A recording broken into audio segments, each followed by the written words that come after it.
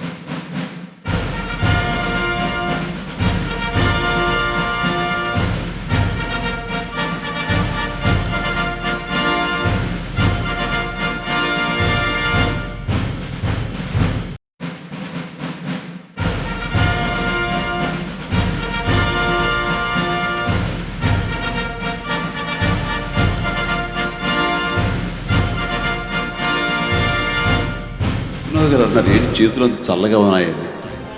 వారిని ఎప్పుడు చూసినా సరే నాకు నా బిగినింగ్ ఆఫ్ మై కెరీర్ నా పరిస్థితి ఎలా ఉంటుందో అదే రకమైన మైండ్ సెట్ ఇప్పటికీ ఉంటుంది. అంత అభిమానం ఆయన అంటే మాకు అంతగా ఆరాధిస్తాం.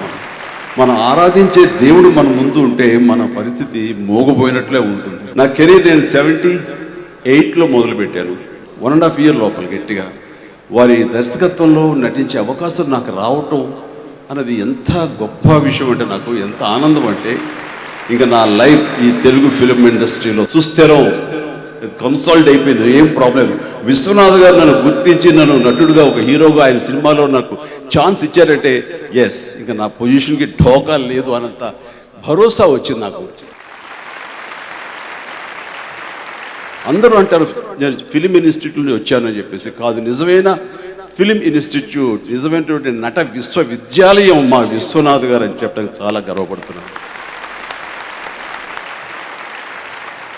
ప్రేక్షకులు నన్ను ఒక మాస్ హీరోగా చూస్తారు, ఒక డాన్సింగ్ నెంబర్లో నన్ను ఎంజాయ్ చేస్తుంటారు, ఫైట్స్లో నన్ను చూస్తుంటారు, ఇష్టపడుతుంటారు. కానీ నాకు ఇష్టం ఒక శుభలేఖ, ఒక స్వయం కృషి, ఒక ఆపద్బాంధవుడు, ఇలాంటి సినిమాలు చేయాలి ఆయన దగ్గర. ఎందుకంటే ఆర్టిస్ట్గా నేను తృప్తి చెందేది వారి దర్శకత్వంలో. ఆ రకంగా నాకు ఒక ఆయన సినిమాలు 3-4 సినిమాలు చేయటం, ఆ సినిమాలకు నాకు నంది అవార్డ్స్, స్టేట్ అవార్డ్స్ రావటం అన్నది నాకు జీవితంలో మర్చిపోలేను. ఒక ఆర్టిస్ట్గా నేను నిర్ణయం తీసుకున్న తర్వాత దానికి ఒక పరిపూర్ణత వచ్చింది వారి దర్శకత్వంలోని. తమాషగా ఆయన ఎట్లా కరెక్ట్ చేస్తారు అంటానికి ఎంత సునిశ్చితంగా చెప్తారు ఆర్టిస్ట్గా అంటానికి.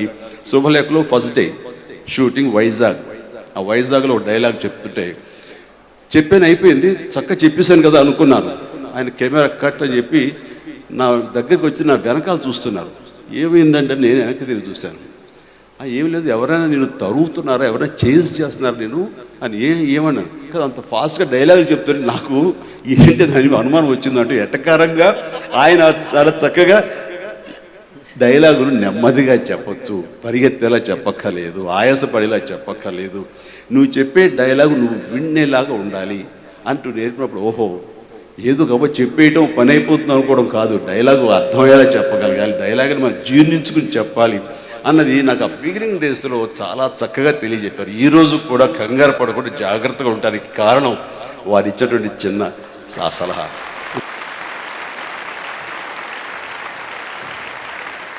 సో ఈ రోజున వారికి జీవిత సాఫల్యం అవార్డు ఇవ్వటం అనేది అది నా చేతుల మీద ఇవ్వడం నాకు ఎనలేని సంతోషాన్ని ఇస్తుంది.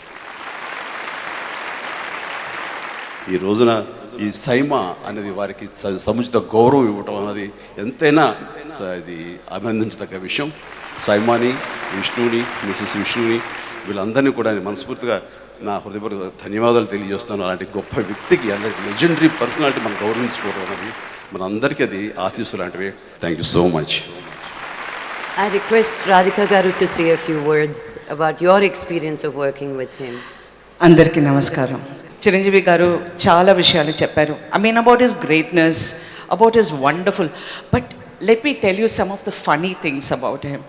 Yes, he please. Has the most amazing sense of humour. I don't know, very much, very naughty. You know, in the sets, when we were doing Swati Mutyam, I had the greatest honor and privilege to work with him in Swati Mutyam. I remember the first day when we went to the set, and you know, he has this classic expressions where he looks and he says, so he looked at Kamal. Baledanta. He's saying, not nice. So what was not nice, nobody knew. He was telling Kamal, "Nu chala sannaga unnav." So he bought a box of sweets from Rajamandri. We were shooting in Rajamandri. And I remember he said, "Tinu." So Kamal will put one piece in his mouth. Then he'll put the second piece. Then he'll look at Vishwanath sir. Vishwanath sir, inka Tinu. Like this, he used to have a whole box of sweets. So Mr. Kamal Hassan would eat all that till he put on weight, and then he started shooting the important scenes with him. Radhika తిండి విషయమే, sweets విషయమే చెప్తూ నాకు ఒక తిండి విషయం గుర్తుకు వచ్చింది. నేను స్వయం కృషి సినిమా చేస్తున్నప్పుడు ఒక టెంపుల్లో వర్క్ చేస్తూ వచ్చాను. వచ్చిన తర్వాత అప్పుడు కొంచెం లావు అన్న ఫీలింగ్ నాకు ఉంది. కమల్ హాసన్కి రివర్స్ నేను. ఆ లావు తగ్గించుకోవడం కోసంగా మధ్యాహ్నం పూట నేను తింటలేదు, నో లంచ్. వెళ్ళి లంచ్ బ్రేక్ అన్నారు గురువుగారు, ఆయన వెళ్ళిపోయి నేను పక్క వెళ్ళిపోయి బెడ్ స్ప్రెడ్ వేసుకుని పడుకున్నాను. ఒక గంట పడుకోవచ్చు కదా అని. ఏంటి చిరంజీవి రాడేంటి, తను తింటలేదండి అని. అదేమిటిది తిండి తినకుండా వర్క్ చేయడమా, నేను ఎలా చేయించుకుంటాను, ఆకలితో ఉన్నవాడితో, తనకి అలవాటేనండి. నో బలేవుడే అంటూ ఇప్పుడు నిద్ర లేపకండి అంటూ పెరుగన్ను ఆయన చేతితో స్వయంగా కలిపి చక్కగా అది పెట్టి, ఇది నేను తినండి మనం ఇచ్చినట్టు, నేను పెట్టాను, నేను కలిపి నేను చెప్పండి, దాంట్లో పెరుగనం కాదు నా ప్రేమను కలబోసేది చెప్పండి, ఎందుకు తిండో చూస్తాను అన్నారు. నా తండ్రి నాకు కల్పించినట్టుగా అనిపించింది. సాక్షాత్తు ఆ గుళ్ళో శివుడు ఎందుకన్నా పస్తులు ఉంటావు తిన్నానా అని ఈయన ద్వారా అనిపించింది. It was so emotional. అది ఒక ప్రసాదంలో తిన్నాను తప్ప ఒక పెరుగనంలో నేను తినలేదు. ఆ విధంగా నాకు ఎప్పుడు ఒక తండ్రి లాంటి ఫీలింగు. ఇది ఒక సన్మానం కాదు, ఆత్మీయులతో మా ఆత్మీయ ప్రేమని మీకు తెలియజెప్పుకునే అవకాశం ఇది. ఆయన ఇంతకంటే గొప్ప గొప్ప సన్మానాలు అనుభవించారు, ఎన్నెన్నో చూశారు. ఈ లైఫ్ అచీవ్మెంట్ అవార్డు ఆయనకి గొప్ప కాదు, ఈ లైఫ్ అచీవ్మెంట్ అవార్డుకి సైమాకి ఆయనలా తెప్పించి రప్పించుకుని సన్మానించుకుని దానికి గర్వకారణం. సో ఇట్ ఈస్ వాళ్ళ అదృష్టం అది. Thank you.